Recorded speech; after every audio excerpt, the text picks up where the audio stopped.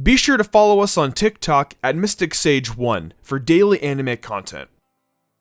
The League of Villains is the recurring antagonist to My Hero Academia's fledgling heroes, and at the top of them all is Tomura Shigaraki. He's not always been an especially popular character, but to me, he's one of the most interesting figures in the MHA universe. There are many reasons he's underrated as a villain, being overshadowed by the likes of Toga and Dabi just within the league itself. But Shigaraki is a great antagonist in his own right, and in today's video, I'll be explaining why. You can expect some manga spoilers. And with that out of the way, let's get started. The first thing that makes Shigaraki such a compelling villain is his character development. He sets up to grow alongside the protagonist, from a young person with only a vague goal to a powerful character with something concrete to focus on. Shigaraki in particular starts out not very threatening, and he just wants to destroy stuff out of resentment for how society treated him. But he fails over and over, learning each time. And with support from All For One, he grows into a villain set on destroying the society he viewed as ruined by heroes. If we compare this to how Midoriya grows through the series, it's basically the exact opposite. Deku starts out generally wanting to become a hero to help society, then settles into his goal of destroying All For One and the League of Villains over time. It's no accident that both characters have their development centered around the blossoming of their quirks too. While Deku awakens new powers through getting access to the previous users, Shigaraki goes through painful surgery to be able to accept All For One from its previous owner. Deku's memories of the previous users are unlocked when he's provoked and mind-controlled by Shinzo, whereas Shigaraki's memories of murdering his family are unlocked when he's provoked by Redestro, and this allows him to use his decay quirk more efficiently too. Also, in parallel with the young heroes, Shigaraki's growth is reflected in his clothing. In MHA, it's sometimes pretty subtle how people's costumes change, but Shigaraki simply goes from wearing a hoodie to a suit to a serious villain cape. It shows how he's maturing from a subordinate to a strong leader, and mimics All For One's outfits as he grows into his successor. Again, contrast this with Deku going from a handmade costume mimicking All Might's appearance to a professional one, and then his torn-up vigilante outfit. And did you notice that Shigaraki also wears red shoes? This all makes him an engaging antagonist, because it's not the type of storyline we usually get to see in shonen for a villain. If we do see character growth, it's typically a redemption arc or a simple power-up. So it's refreshing to have such long-term development that parallels the protagonist so closely. It's also done in a clever way that's not super obvious, so it doesn't feel forced. Still on his appearance, we have a good deal of body horror in this series, and Shigaraki is no exception. When we first see him, he's covered in severed hands, and we don't get to see his actual face for a long time. It gives him a creepy aura, setting him apart from the other villains right away. We assume he's hiding something, which we find out he is when it's revealed the hands are from the dead bodies of his family members. It's disgusting and gives us a clue as to how dangerous and weird he is.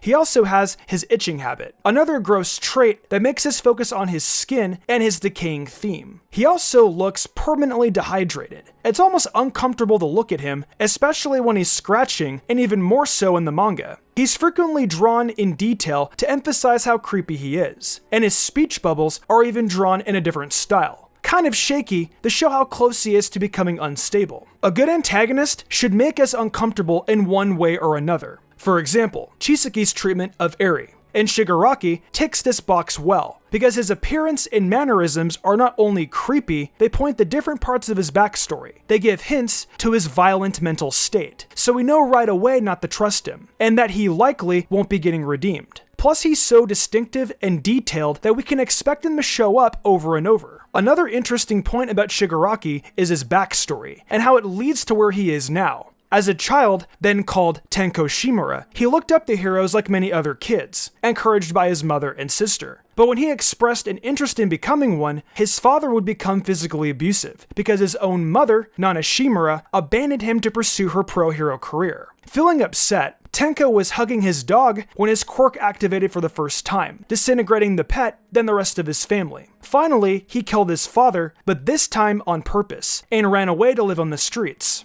He went mad from the trauma, and since he looked so terrifying, nobody on the street took pity on him, ultimately leading to his resentful feelings towards society. Who knows how different things could have been if one person had stopped and taken him in, getting him therapy to deal with his loss and his quirk. But instead, it led to Shigaraki viewing heroes as a negative force in society, creating a bystander syndrome where everyone thinks a hero will step in. And after having this feeling stoked by AFO, it becomes his main motivation in the story. It's a wide-reaching motive that could devastate society, as we've already seen, and that's engaging for the audience just because of how high stakes it is.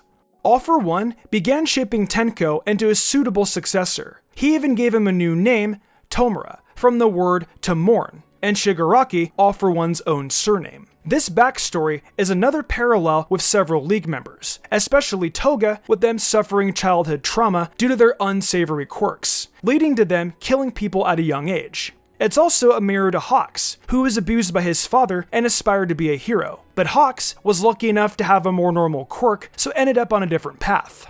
These parallels emphasize the treatment of difficult quirks by society as a whole, and muddy the line between good and evil. Both Toga and Shigaraki could have been totally different people had it not been for the discrimination against their quirks, which of course they themselves had no control over choosing. Even just having them deal with it in a healthier way through therapy and care instead of being cast out could have led to a more positive outcome. Shigaraki particularly raises the question about whether a quirk affects a person's nature, as opposed to the other way around. If his quirk hadn't been capable of killing on its own, would Shigaraki himself have been able to kill his father? And even further than that, he's the grandson of a One-for-All user, which already linked him to All For One. In fact, it's AFO who killed Nana in the first place, so it doesn't seem like a coincidence that Shigaraki ended up in his care. It's a well put together story, and whether it's his destiny or random chance, it's definitely fun for the audience to wonder about. At the point we're at in this story, Shigaraki is a huge threat. Not only does he have his decay quirk, which by the way can now destroy entire cities, but he's also gained All For One through an intense medical procedure, giving him power comparable to All Might. Additionally, he has the Nomu Super Regeneration, making him completely hellish to face off against. This comes after the procedure wasn't even fully complete, and he even willed himself back to life after the machine was destroyed by Mirko. In addition, accepting All For One the quirk means that he also has All For One the person inside his mind. The big bad villain can take control of his body and pressure him through his mind to carry out his will. Considering how terrifying and manipulative AFO is, this adds another layer of danger to the whole situation. His relationship with All For One is the source of many theories. What I mean by this is that we don't know for sure if All For One is being genuine about setting Shigaraki up to take over for him, or if he's using him as a means to an end. We know with AFO's defeat, he's not indestructible, needing Shigaraki's body to continue his mission. But we also know how manipulative and selfish he is. So the question remains whether Shigaraki will trust him or not. This man was essentially a father figure to him after all. But if he tries to rebel against AFO, will he be able to succeed? Shigaraki has his body full of powerful quirks and his convictions, but AFO has mental power over him and several lifetimes of experience manipulating people. I think the big villain moment is going to be AFO overpowering Shigaraki, or the other way around. But at this point, we don't know which it will be, or if Horikoshi is going to take a different path altogether. We as an audience want to see whether Shigaraki's growth pays off or not. If the story were flipped, with him as the protagonist, we'd be almost certain it would. But since he's a villain, there's no telling because the rules are not as set in stone. And at the end of the day, that's the most interesting point of all.